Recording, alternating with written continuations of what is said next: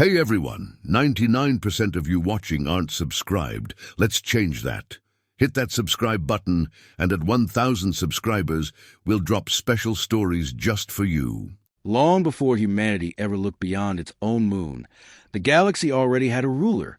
It was not an empire. It had no throne, no capital, no banner carried across worlds. It was something far older, something far simpler, something far more terrifying. The Varkle. No species remembered when the Varkle first appeared. Some ancient archives, those that hadn't been reduced to drifting debris, spoke of shadows between stars, of silent extinctions, of civilizations that reached their golden age, only to vanish without a trace. The pattern was always the same. A species would rise, expand, thrive, and then, one day, everything would stop. No distress calls. No final warnings, just silence. At first, the galaxy blamed natural disasters, rogue black holes, gamma-ray bursts, internal wars. It was easier to believe in chaos than in something hunting with purpose, but the truth revealed itself slowly, in fragments.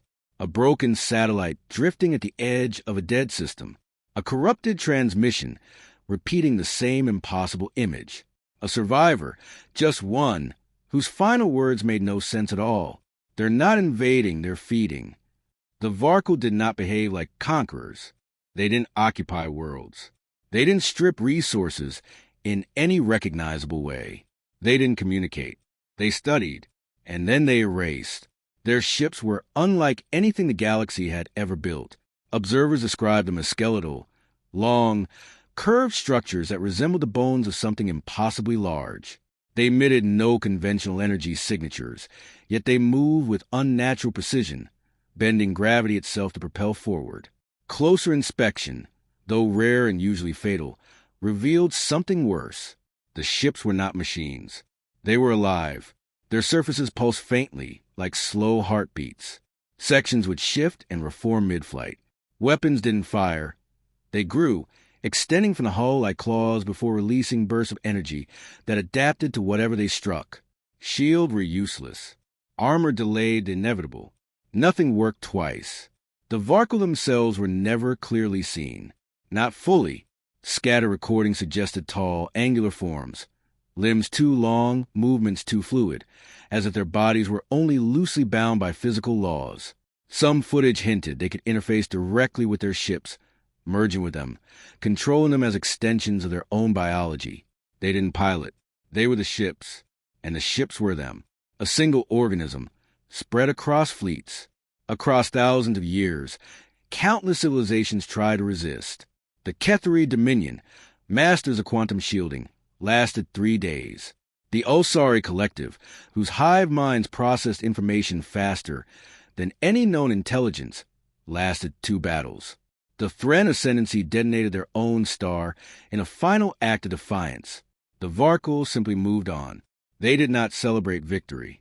They did not acknowledge resistance. To them, it was no different than a predator finishing a meal. Over time, the galaxy learned one rule above all others. If the Varkle came, you were already gone. And so, species adapted, not to fight, but to hide. Civilizations dimmed their signals. They abandoned expansion. Some regressed technologically on purpose, hoping to appear insignificant. Entire cultures were built around the singular goal of not being noticed. It worked, sometimes, but never forever. Then, on the outer edge of a quiet spiral arm, the Varkle detected something new. A signal, loud, chaotic, endless. It wasn't a single transmission. It was thousands, millions. Overlapping, contradicting, repeating. Bursts of music, followed by mathematical equations. Emotional speeches interrupted by advertisements. Stories, arguments, laughter, fear, all broadcast openly into space without any apparent concern. To the Varkle, it was incomprehensible. No advanced species behaved like this. No species exposed itself so recklessly. Curiosity, rare but not absent, spread to their collective awareness. They turned their attention toward the source. Earth, a small, blue world orbiting an unremarkable star. At first glance, humanity seemed insignificant. Their technology was uneven, some systems advanced, others primitive. Their governments were divided. Their history was filled with internal conflict. They fought each other constantly. They disagreed on everything. They had not yet unified their planet, let alone their species. To the Varkle, this was not a threat. It was prey. But the signals did not stop. Even as humanity expanded beyond its home system, colonizing nearby stars, the noise only grew louder. They broadcast their presence proudly. They shared knowledge freely. They argued in public across light years. They made no attempt to hide. It was as if they didn't understand the danger, or worse, as if they didn't care. The Varkle observed for a time. They studied human behavior, their technology, their patterns. They analyzed their ships, their weapons, their defenses. Everything about humanity suggested the same conclusion. Easy, weak, unprepared. The decision rippled through the Varkle collective like instinct. Hunt. A fleet shifted course. Silent. Invisible. Inevitable. They did not announce their arrival. They never did. Far from Earth, orbiting Proxima Centauri, a human colony drifted peacefully in the dark. 2 million people lived there, engineers, families, explorers. It was a symbol of humanity's future, a step beyond their fragile homeworld. They had defenses. They had monitoring systems. They believed they were safe. They never saw the Varkle coming. No alarms triggered. No warnings sounded. One moment, the colony existed. The next, it didn't. Not destroyed in conventional sense. Erased. Every structure, every ship, every trace of human presence, gone in a matter of minutes. The debris field was unnaturally clean, as if the station had been carefully removed rather than violently destroyed. No distress signal escaped. No data transmitted. No survivors remained. And in the vast silence that followed, for the first time in their history, the Varkle made a mistake. They assumed no one would notice. At first, no one realized anything was wrong. The Proxima Centauri colony, New Horizons Station, was not expected to report in for another 6 hours. Communication delays, routine maintenance blackouts, minor system failures. These things happen all the time on the frontier. Humanity had grown used to imperfection. But 6 hours became 12. 12 became 24. And then the silence began to feel wrong. On Earth, deep within a network of monitoring stations, an analyst named Mari Ionescu noticed the anomaly first. It wasn't dramatic, just a missing data packet. New Horizons Station transmitted constant telemetry, life support levels, orbital stability, system diagnostics. Even during outages, there were fallback signals, automated pings, something. Now there was nothing, not even noise. Mara ran the checks again, and again, then she flagged it. At first, the response was slow. A missing colony wasn't immediately a crisis. It was a problem to be solved. A rescue ship was dispatched. Long-range scans were initiated. Communications teams attempted to re-establish contact using every known frequency. Nothing came back. When the rescue vessel arrived 3 days later, its crew expected damage, a malfunction, a collision, maybe even sabotage. Instead, they found emptiness. "Say again?" the captain asked, staring at the forward display. "There's nothing here," the sensor officer replied, voice unsteady. "No debris field. No radiation signatures. No structural remnants. It's like the station was never built. That's impossible." "Yes, sir." The ship moved closer to the coordinates. Still nothing. Not even dust.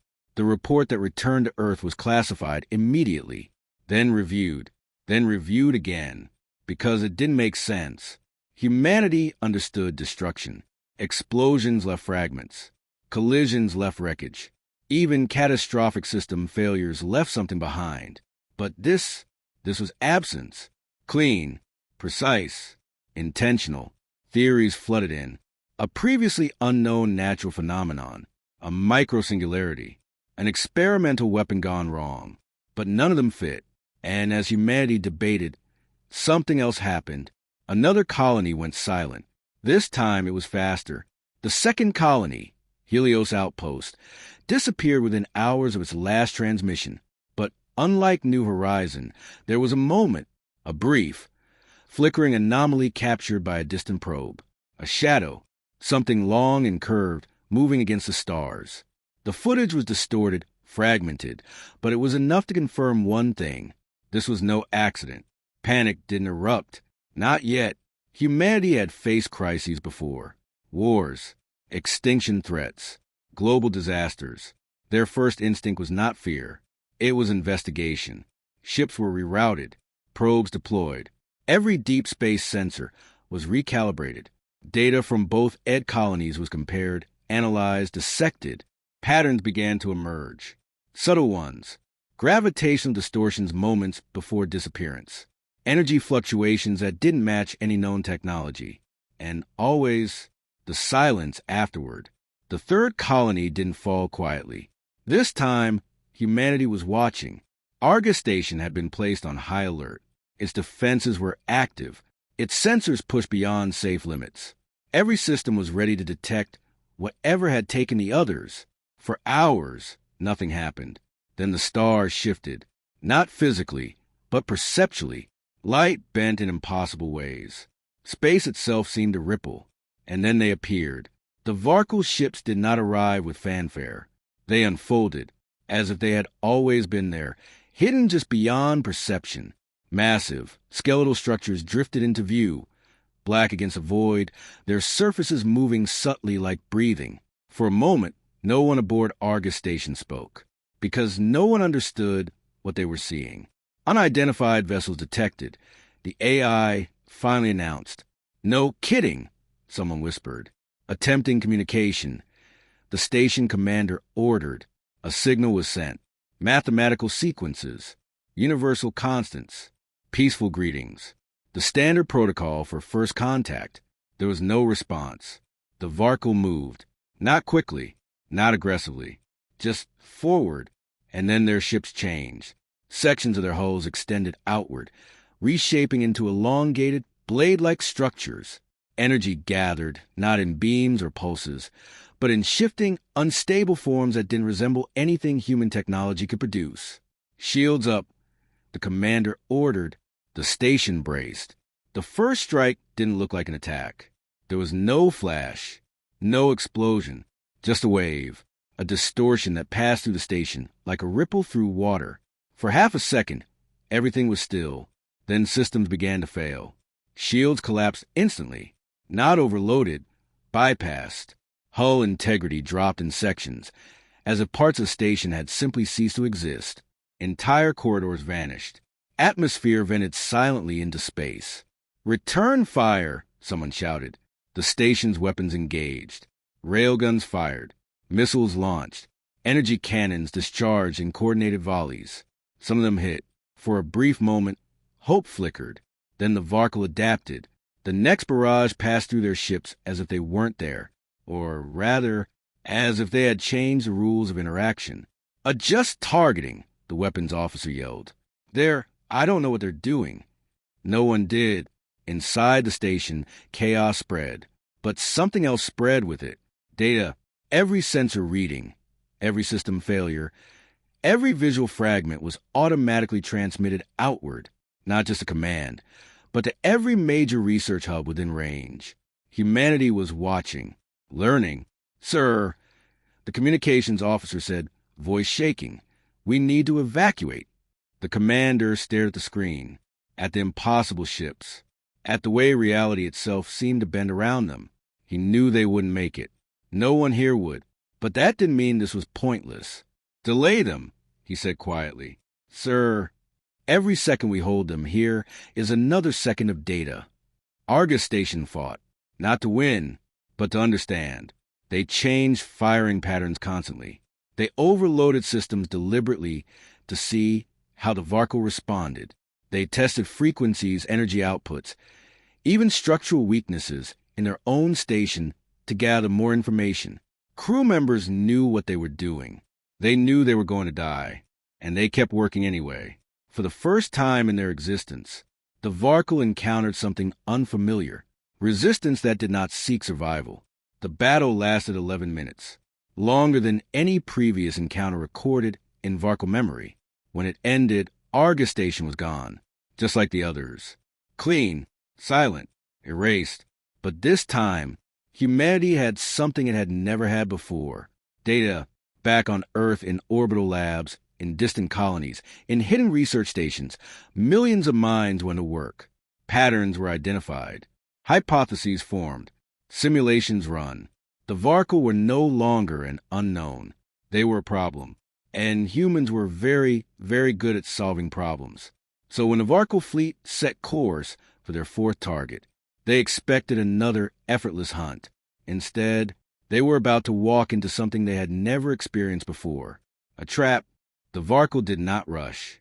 They never did. Time, to them, had no urgency. A hunt was a process. Observe, engage, adapt, eliminate. It had worked for millennia. There was no reason to change. But something subtle had already shifted. They were no longer observing prey. They were approaching an anomaly.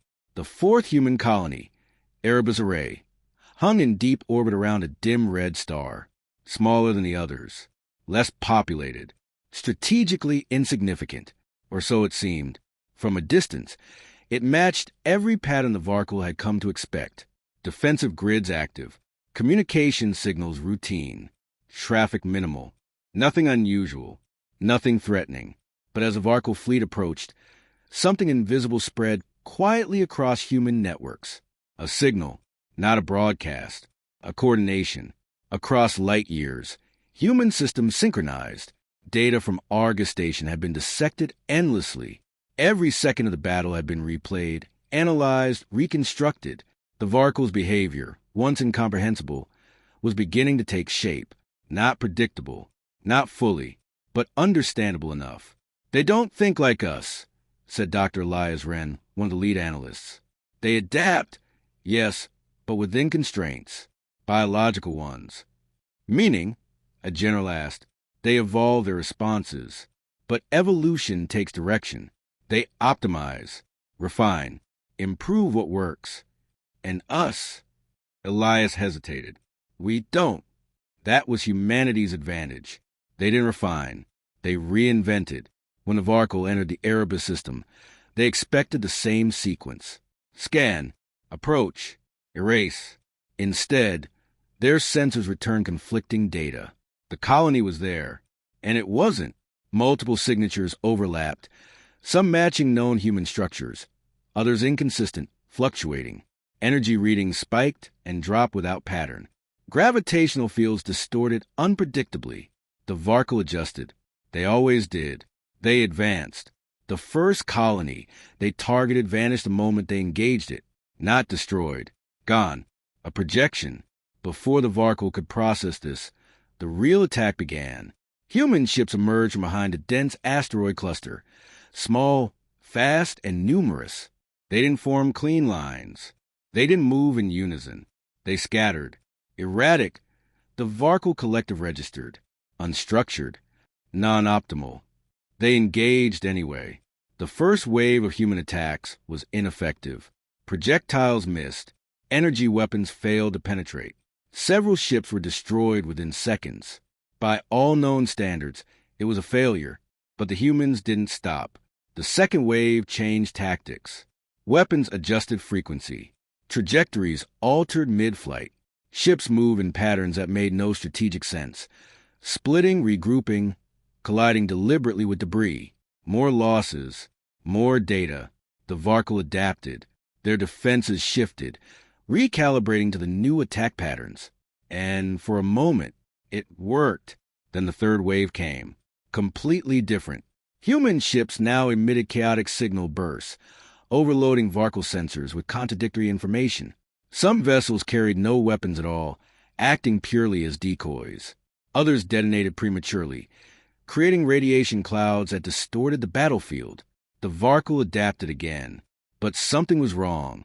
There was no pattern. Every time they adjusted, the humans changed entirely, not improved. Change. They're not optimizing. The Varkle collective processed. They're diverging. This was not evolution. This was unpredictability. For the first time, the Varkle experienced inefficiency. Losses increased. Not catastrophic, but noticeable.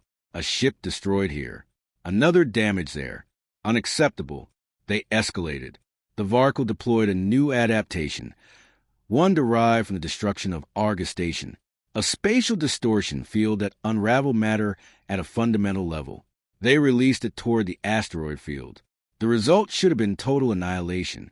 Instead, the asteroids detonated, not randomly, intentionally. Hidden within them were human devices, primitive compared to Varkle technology, but devastating in their own way. The distortion field triggered a chain reaction, amplifying the explosion beyond expected parameters. The Varkle ships closest to the blast were caught in it, damaged, one destroyed. Destroyed. The concept echoed to the Varkle collective like a fracture. They had lost ships before in earlier engagements with humans, but this was different. This was not adaptation failure. This was manipulation. The humans had anticipated their response. Across the battlefield, human forces shifted again. Larger ships entered the fight, heavily armored, slower, but carrying experimental weaponry. Some fired concentrated energy bursts tuned to the exact frequencies observed in previous Varkle defenses. Others launched swarms of autonomous drones, each behaving differently, each forcing the Varkle to split their focus. Coordination should have broken down. It didn't. Human communication networks pulsed with constant updates. Every ship, every pilot, every system shared information instantly, not just orders, ideas. They're learning mid-battle. One Varkle node registered, at a rate exceeding biological adaptation. And then came the most incomprehensible behavior of all. Sacrifice. A group of human ships broke formation and charged directly into a Varkle vessel. Not attacking, colliding. The impact alone did little, but it wasn't meant to.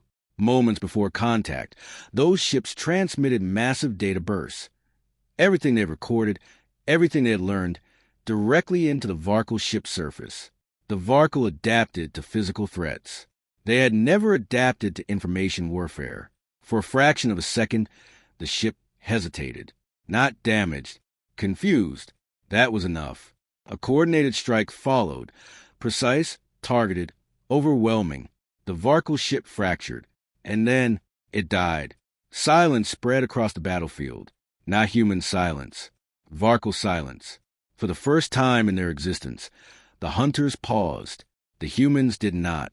They pressed forward, not in victory, not in confidence, but in relentless, chaotic determination. The battle at Erebus Array ended differently than all those before it. The Varkle did not win cleanly. They did not erase the colony instantly. They did not leave untouched. They withdrew, not in full retreat. Not yet, but enough. And as their fleet regrouped in the dark between stars, something unprecedented spread through their collective consciousness. A question, not about the human strength, not about their technology, but about something far more dangerous. How do you hunt something that refuses to behave like prey? The Varkle had never needed to reconsider a hunt. Not once. Across millennia, every encounter followed the same inevitable conclusion. Observe, adapt, erase. Even when resistance emerged, it only delayed the outcome. But now, there was delay. There was loss. And far worse than either, there was uncertainty. In the silent dark between star systems, the Varkle fleet gathered. Their ships drifted in vast organic formations, connected not by visible signals, but by something deeper, an instinctive, shared awareness that spanned every unit, every structure, every fragment of their being. They reviewed the data. Erebus Array, Argus Station, the vanished colonies. The patterns did not align. They do not stabilize, one node observed. They do not converge, another added. They do not follow optimization. This was the foundation of Varkle supremacy. Every species they had hunted adapted in predictable ways. Efficiency, survival, refinement, evolution always followed logic. But humanity introduced variables. Too many variables. They are inefficient, a fragment concluded. Yes, another replied. Then why do they persist? The question echoed, unanswered. Something new formed within the Varkle collective. Not fear, Not yet, but the shape of it. A disruption. The conclusion, when it came, was not emotional. It was calculated. Escalation. If the prey refused to behave within known parameters, then the solution was simple. Overwhelm it. Completely. The Varkle began to change. Their ships restructured at a fundamental level. Hulls thickened, layers folding inward like armored exoskeletons. Their weapons evolved, not just to adapt, but to dominate. Energy forms stabilized into more destructive, less variable outputs. They sacrificed flexibility for power, and they gathered more ships than had ever been deployed in a single hunt, more than were necessary, more than had ever been needed. For the first time in their existence, they prepared for resistance. Their destination was clear. The source, Earth. Humanity saw them coming. This time, there was no mystery, no missing colonies, no silent disappearances. The Varkle did not hide. They advanced. Across the solar system, alarms triggered simultaneously. Observatories detected gravitational distortions at the edge of the heliosphere.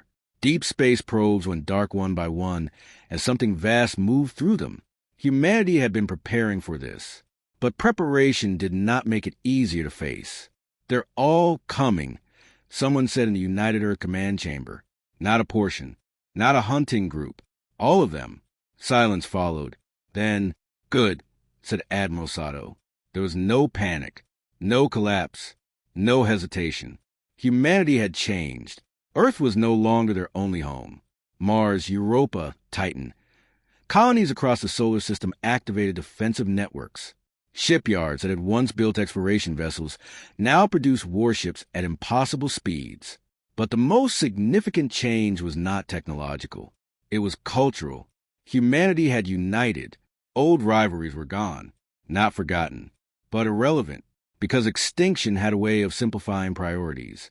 They think we'll defend Earth, one strategist said. They would, another replied. Every species would. Admiral Sato shook her head. No, she said, we won't. The decision spread across human networks in seconds, then minutes, then everywhere. Humanity would not wait. They would not defend. They would not be hunted. They would go out to meet the predators. At the edge of the solar system, beyond Neptune's orbit, space began to fill. Ships, thousands of them. No two were identical. Some were sleek, cutting-edge warships equipped with experimental weapons barely tested. Others were retrofitted cargo vessels, reinforced with improvised armor and makeshift guns. Some carried advanced AI systems. Others relied entirely on human pilots. It was not a uniform fleet. It was a chaotic one, and that was intentional. They can't adapt to everything at once, Dr. Elias Wren explained. So we give them everything. The Varkle entered the system. Their fleet was vast, orderly, perfectly structured, and for the first time in their existence, they hesitated, because what awaited them did not match any known model of resistance. The human armada did not form defensive lines. It did not cluster around Earth. It did not behave like prey. It advanced, straight toward them. The battle began without a signal. Human ships surged forward, not in formation, but in waves of organized chaos. Groups broke apart, reformed, diverged again. Some accelerated directly into Varkle lines. Others circled wide, attacking from unpredictable angles. The Varkle responded. They adapted quickly, faster than ever before. Their enhanced weapons tore through human ships with devastating efficiency. Entire squadrons were erased in seconds. Their new defenses resisted many of the tactics used at Erebus, but humanity had changed again. No single tactic repeated. One group of ships used coordinated energy bursts to overload Varkle defenses. Another switched to kinetic bombardment. Simple, brutal, effective. A third did something completely unexpected. They shut down all systems and drifted. The Varkle ignored them. At first, until those dead ships reactivated at point-blank range, releasing concentrated EMP-like pulses tuned from previous battle data. Adaptation followed, then something else. Human ships began to break their own logic. They abandoned winning positions. They attacked when retreat was optimal. They retreated when advantage was clear. To the Varkle, This was incomprehensible. There is no pattern, a node reported. Then create one, another responded. They tried. They simulated human behavior, ran projections, built models. Every model failed because humans were not following a single strategy. They were following thousands, individually, simultaneously, and sharing the results instantly. The battlefield became something the Varkle had never encountered before. Not a hunt, not a war, a storm. And storms could not be predicted. Losses mounted. Not enough to destroy the Varkle fleet, but enough to matter. More ships fell. More damage accumulated. And then something broke. Not physically, mentally. Within the Varkle collective, hesitation spread. A delay of milliseconds. Then seconds. Then longer. For the first time, they were not certain. Not of victory. Not of outcome. Not of anything. A human transmission cut across the battlefield. Unencrypted. Open. Keep pushing. It wasn't a command. It wasn't even directed at anyone specific. It was the decision. And humans followed it. They kept coming. Even when outmatched. Even when outgunned. Even when entire fleets vanished in front of them. They adapted faster. Changed faster. Thought faster. And most terrifying of all, they did not stop. The Varkle began to withdraw. At first, it was subtle, a repositioning, a regrouping. But then it became clear. They were retreating, not defeated, not destroyed, but unwilling to continue. Because for the first time in their existence, they could not guarantee the end of the hunt. And that meant one thing. The hunt was no longer safe. As the Varkle fleet vanished into the darkness between stars, their collective carried something new with them. Not data, not strategy, a realization. They were no longer alone at the top, because they had encountered something that did not evolve to survive, did not adapt to endure, something that rewrote the rules entirely. Humanity did not behave like prey, and now the predators knew it.